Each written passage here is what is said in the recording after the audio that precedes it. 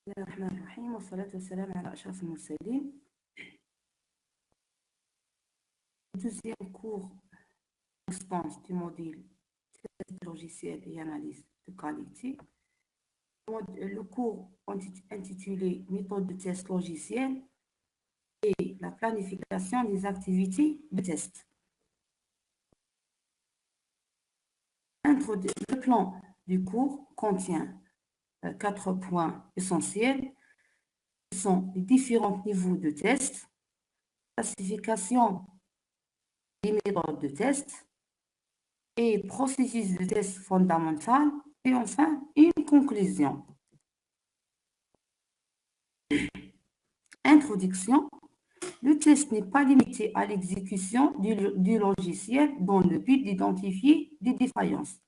Il est aussi nécessaire de planifier, de définir des objectifs, concevoir des conditions de test, prévoir des données de test, des critères de début et d'arrêt, des environnements de test et bien sûr de contrôler tout cela. Alors, on va expliquer toutes ces étapes-là dans ces prochains diapos. Premièrement, les différents niveaux de test. Ici, on va suivre le cycle de vie d'un logiciel. Par exemple, les étapes de cycle de vie, orientation, faisabilité, l'analyse des besoins, l'analyse du système, conception architecturale, conception détaillée, codage. Et ici, les étapes de test qui sont faites en parallèle.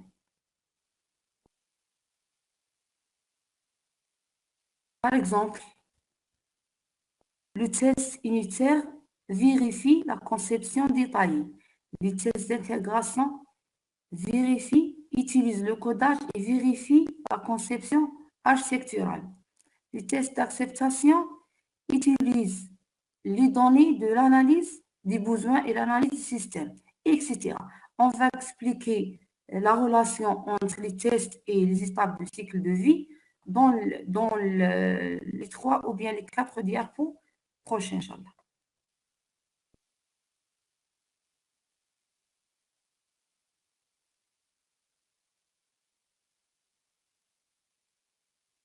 Le test unitaire consiste à tester les composants isolément.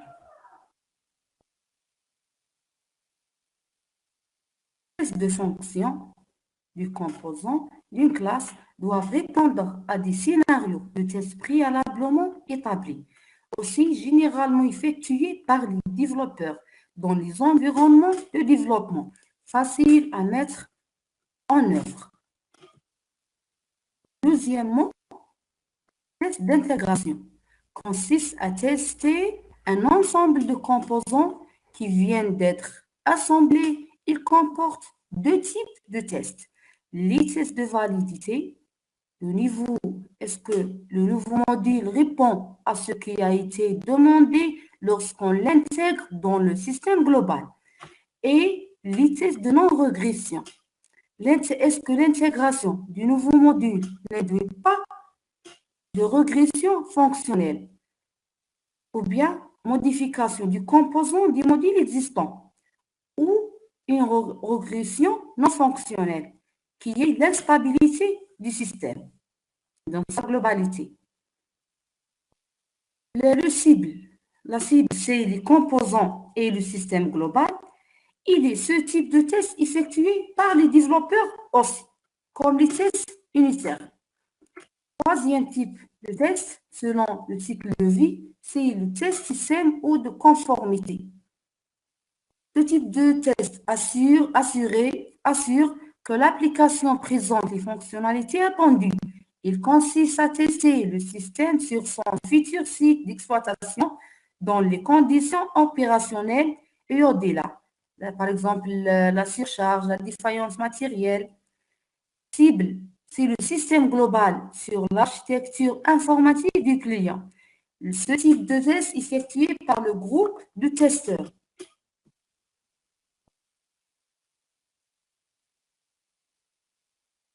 va détailler le troisième type de test qui est le test de système.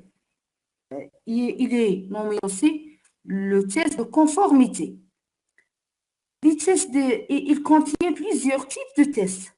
Par exemple, les tests d'usage, les tests de sécurité, les tests de performance, etc. Concernant le test d'usage ou bien l'utilisabilité, ce type de test s'intéresse aux facteurs humains. Il s'agira de sélectionner un sous-ensemble représentatif d'utilisateurs potentiels afin de tester le système. Alors, on va tester l'utilisabilité du système. Deuxièmement, les tests de sécurité consistent à tester les propriétés de sécurité du système. Par exemple, la disponibilité, la confidentialité des données et des services. Le but de ces tests est de réveiller les failles de sécurité. Ici, le testeur essaie de trouver quelques failles de sécurité.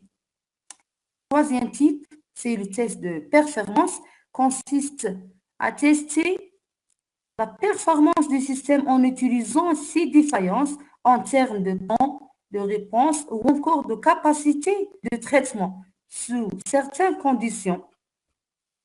La performance et la capacité de traitement du système et le temps de réponse du système.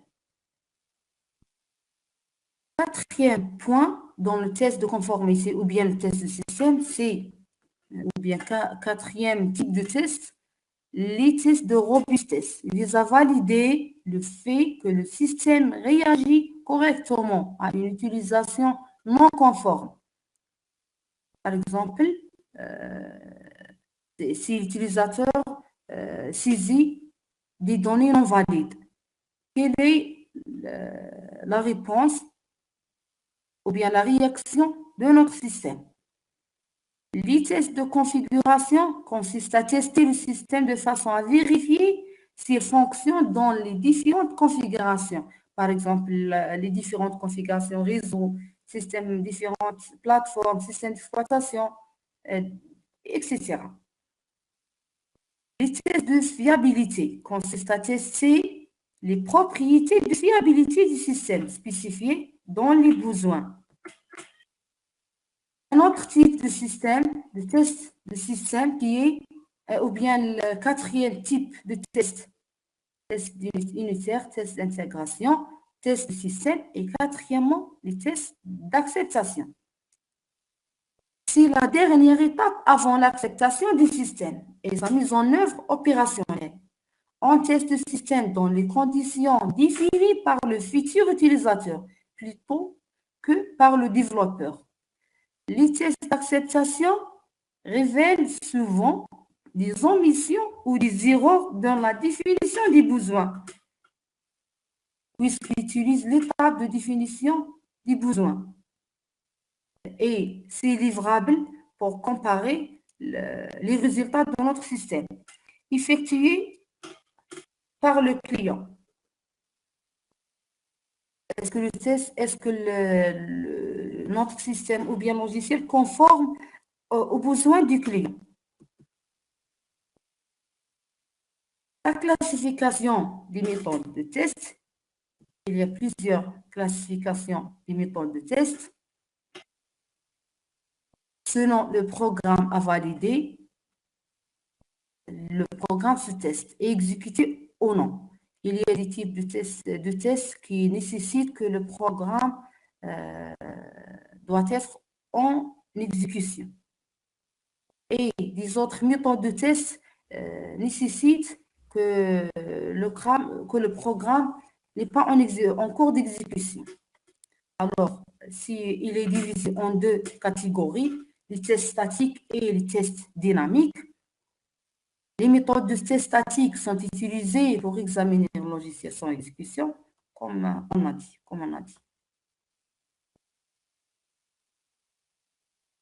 Les méthodes de test statiques. On va détailler ce type de méthode.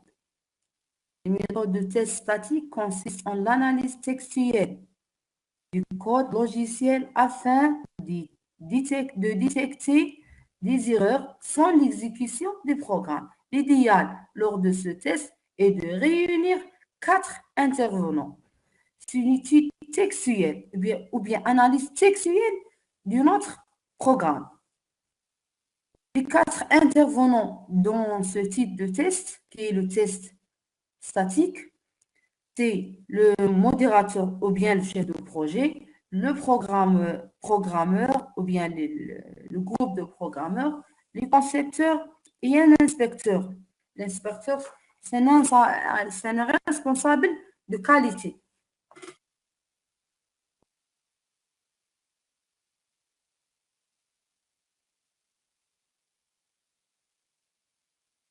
Alors, les méthodes de test statiques consistent en une analyse du texte du programme dans le but d'en déduire des propriétés. On peut par exemple détecter des variables utilisées sans être au préalable initialisées, des morceaux de programme qui ne seront jamais exécutés ou bien le code mort, des boucles sans fin, puisque ce type d'erreur, il va générer des défauts et des anomalies. Il existe différents procédés de tests statiques dont dont les plus connus sont l'inspection, l'analyse d'anomalies et l'évaluation symbolique. On va expliquer ces points-là, point par point. L'inspection ou bien review. Examen détaillé d'une spécification, d'une conception ou d'une implémentation par une personne ou un groupe de personnes afin de détecter des fautes, des violations de normes de qualité, des normes de développement ou d'autres problèmes.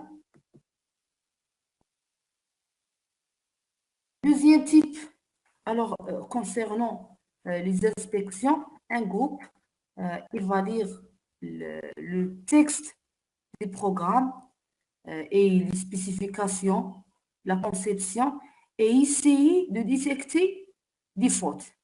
Review, relire, review. L'analyse d'anomalies. Un certain nombre d'anomalies peuvent être facilement détectées dans les logiciels via les analyses faites à la compilation. Ces anomalies peuvent être, par exemple, la violation de certaines règles raisonnables de typage, l'utilisation impropre de pointeurs, la présence d'expressions ayant clairement une valeur constante, mal utilisation des boucles, la déclaration d'arguments ou de librairies jamais utilisées. Certaines de ces anomalies n'impliquent pas nécessairement une faute logique, mais elles peuvent en réveiller avec une assez forte probabilité. Ce type d'erreur, il va générer aussi des anomalies.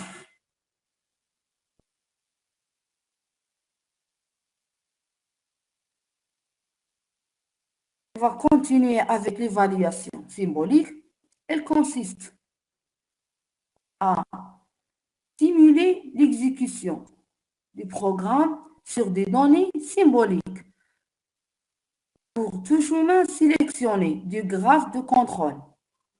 On va faire des exercices sur ce type de test. Inch'Allah, dans le 3e et le 4e chapitre. Alors, on obtient ainsi des expressions correspondant au texte du programme. L'évaluation symbolique produit pour chaque variable de sortie du programme une expression retraçant les calculs effectués pour l'obtenir le long de ce chemin et les conditions associées sur le chemin. Il ne s'agit pas d'un test dynamique car l'évaluation symbolique ne requiert pas l'exécution du logiciel. Ici, on reste toujours dans le test statique. sans l'exécution du programme.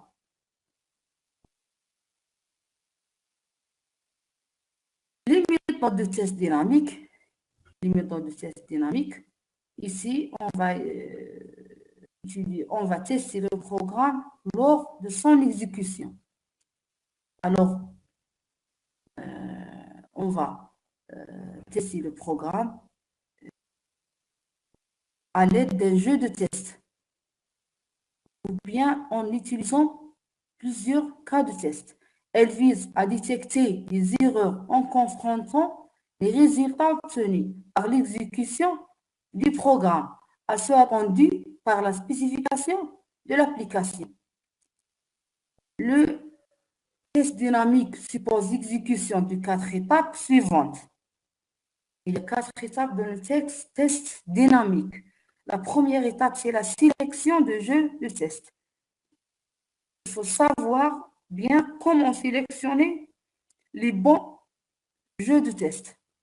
Cette étape consiste à trouver des données d'entrée, des scénarios pour exécuter le test ainsi que le résultat attendu. Deuxième étape dans le test dynamique, c'est l'utilisation des jeux de test choisis précédemment afin d'exécuter le test retenu lors de l'étape précédente. Un programme de test est exécuté avec les données de test. Ce programme peut être le logiciel qu'on veut tester dans le cas du test système ou du test d'acceptation.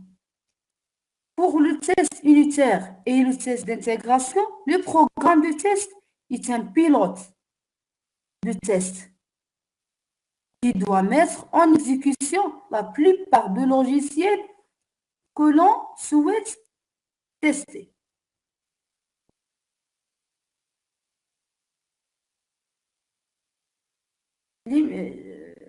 Troisième étape, c'est l'analyse du résultat après l'utilisation, le choix du jeu de test, puis l'utilisation ou bien la soumission du jeu de test. On va analyser les résultats du test.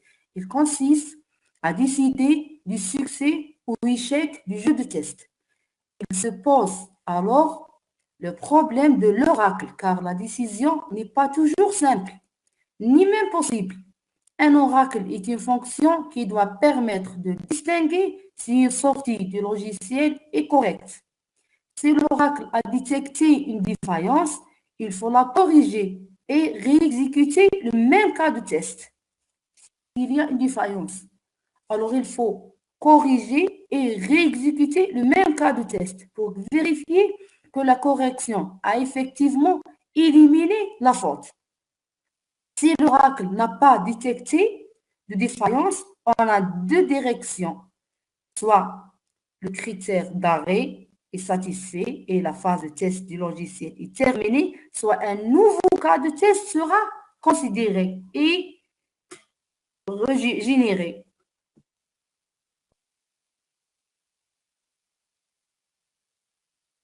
L'évaluation de la qualité du test effectué après l'utilisation du texte et l'obtention des résultats, on va évaluer la qualité du test.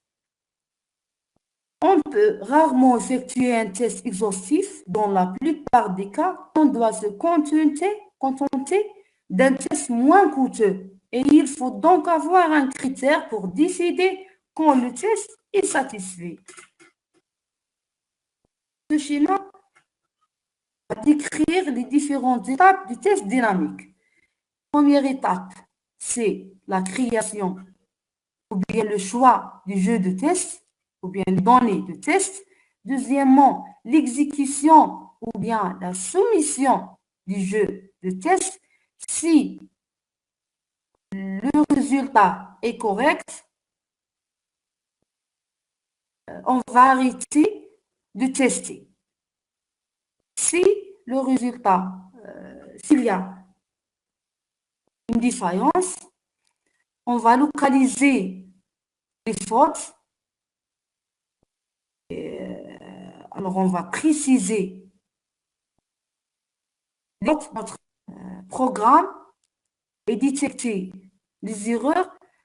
Si on a détecté les erreurs, on va les corriger et on va retester avec les mêmes jeux de test. Sinon, si on ne localise pas les erreurs, il y a des fautes, mais on ne localise pas les erreurs. On va retester avec un nouveau jeu de test. Alors, création de nouveaux jeux de test. Le processus fondamental de test.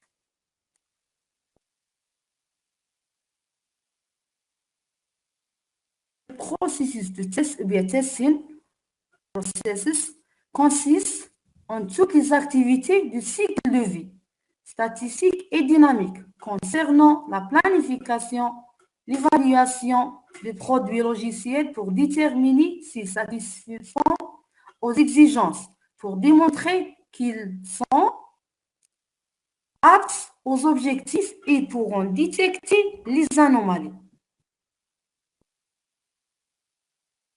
Le processus global de test. Global. Il y a la planification, l'analyse et la conception de tests. Troisièmement et quatrièmement, l'évaluation, l'implémentation et l'exécution de tests, l'évaluation des critères de sortie ou bien reporting. Et enfin, activité de clôture. Et on contrôle toutes ces étapes-là. Contrôle des activités de test. On va expliquer ce processus fondamental et qu'est-ce qu'on va faire dans chaque étape de ce processus.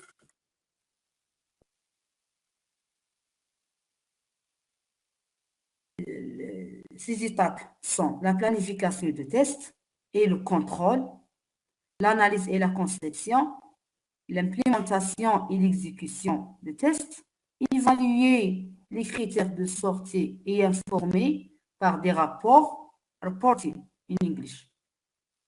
Activité de clôture des tests.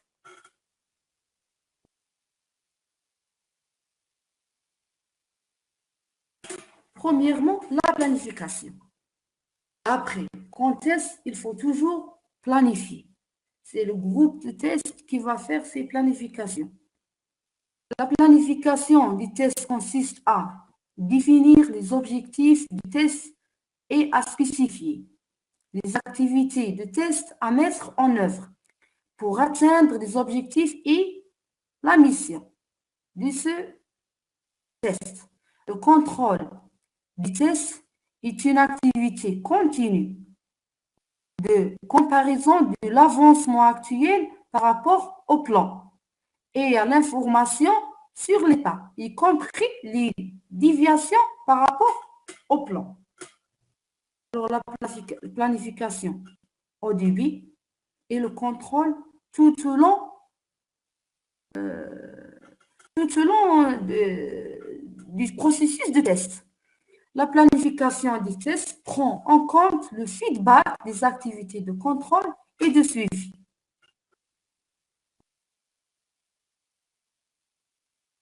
L'analyse et la conception. Après la planification, l'analyse et la conception de tests. Cette étape présente des activités où les objectifs de test généraux sont transformés en des conditions de test et des conceptions de tests tangibles. Cette étape se compose des tâches majeures suivantes. Premièrement, réviser les bases du test, telles que les exigences, les niveaux d'intégrité logicielle, les rapports d'analyse de risque, l'architecture de notre logiciel, la conception et les interfaces. Alors, il faut réviser tous ces points-là pour faire la conception. Évaluer la testabilité des exigences et du système. Est-ce qu'on peut tester certaines propriétés du système, par exemple l'utilisabilité, la conformité, etc. Troisièmement, c'est identifier et prioriser les conditions de test sur la base de l'analyse des articles de test, la spécification, le comportement et la structure du logiciel. On va identifier les conditions de test. Quatrièmement, concevoir et prioriser les tests de haut niveau, identifier les données de test nécessaires pour les conditions de test et les cas de test, concevoir l'initialisation de l'environnement de test et identifier les infrastructures et les outils requis, créer une traçabilité bidirectionnelle entre les bases de test et les cas de test. On peut revenir à ces cas de test chaque fois avec la traçabilité.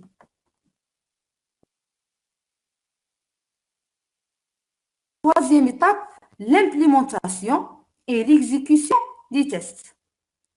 Il se compose des tâches majeures suivantes. Finaliser, développer et prioriser les cas de test. L'identification des données de test. Deuxième, développer et prioriser les procédures de test.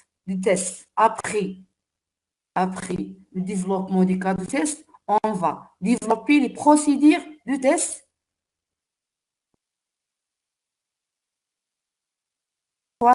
Troisièmement, créer des suites de tests à partir des procédures de test pour une exécution rentable des tests.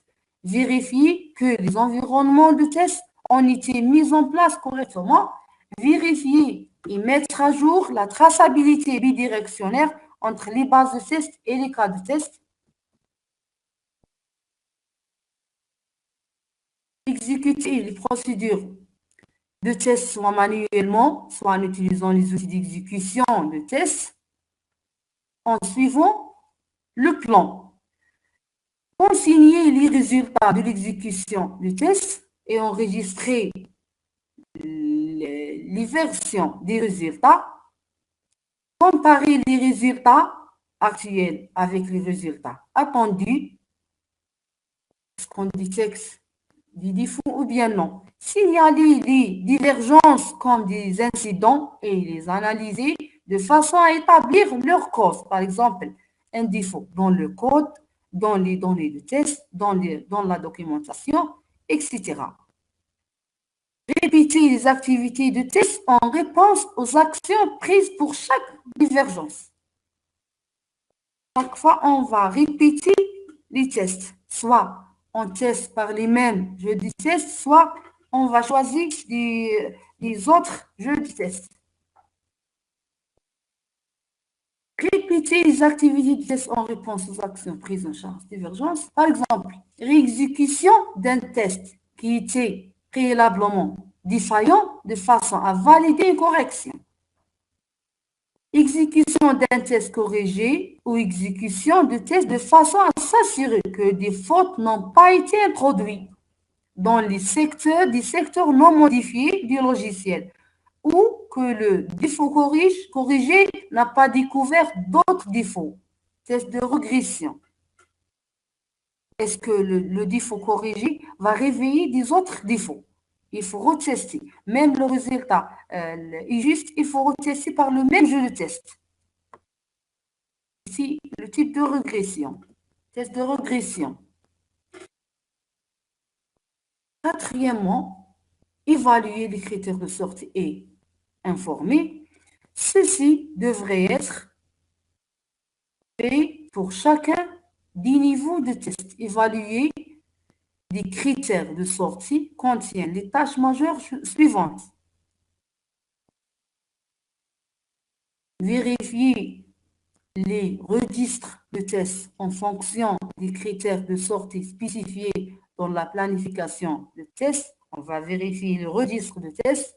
Deuxièmement, évaluer si les tests supplémentaires sont requis ou si les critères de sortie doivent être changés.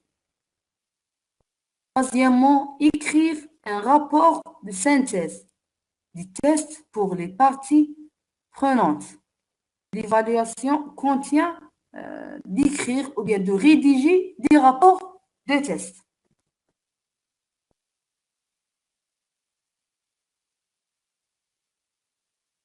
L'activité de clôture aussi rassemble les données des activités de test terminées de façon, après l'évaluation, alors on va rassembler les données des activités de test terminées de façon à consolider l'expérience. Les testware ou bien les banques de tests, les faits et les valeurs, ces activités sont menées au jalon d'un projet. Par exemple, quand un système logiciel est mis en production, un projet de test est terminé ou annulé. Un jalon est atteint ou une version du maintenance est terminée. Les activités de clôture des tests incluent les tâches majeures suivantes. Quelles sont les tâches majeures de l'activité de clôture? Premièrement, vérifier quels livrables prévus ont été livrés, les livrables, les rapports ou bien les documents, clôturer les rapports d'incidents ou créer des demandes d'évolution pour ceux restent vertes, documenter l'acceptation du système, le OK du système, finaliser et archiver les testware pour les utiliser autrefois dans des systèmes de même type ou bien de même contexte, environnement de test et infrastructure de test pour une réutilisation future, comme on a dit. Fournir les testware à l'organisation en charge de la maintenance, bien les banques de tests. Analyser les leçons apprises pour identifier les changements nécessaires pour les versions et les projets futurs. Alors, en cas où on veut changer notre projet, on revenir au testware. Utiliser l'information collectée pour améliorer la maturité des tests.